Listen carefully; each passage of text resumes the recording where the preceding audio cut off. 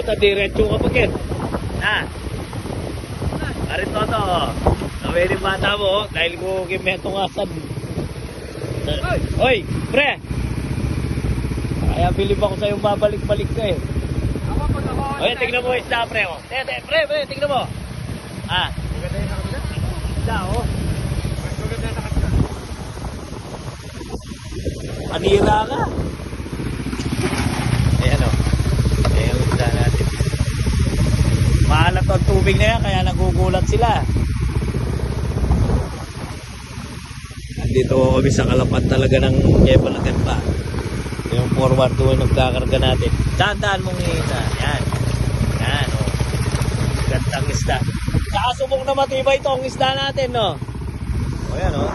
Ayan na nagpapatunay. Talagang matibay yung isda namin.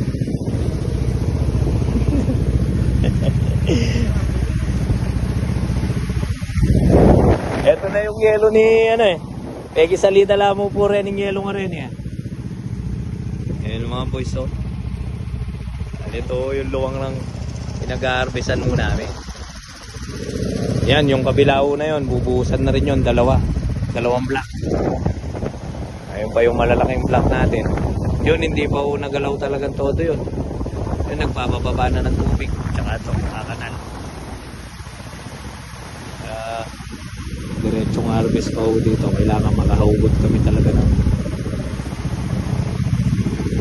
200 tonelada, abi nga.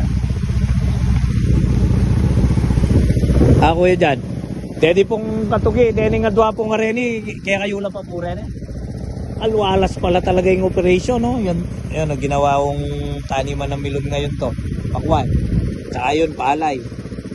Pagkakargano ng tilapia na yan. Talaga naman.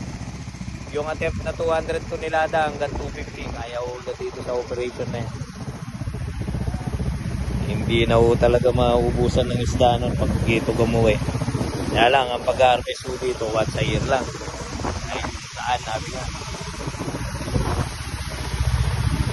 Solve tayo, solve.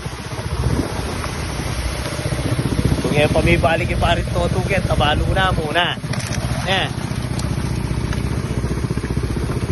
Hindi ba nilalamig yung bata na yan? Sanay sa lamig eh, no? Pero paano tayo?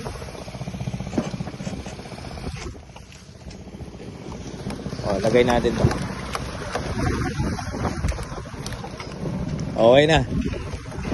Go, go.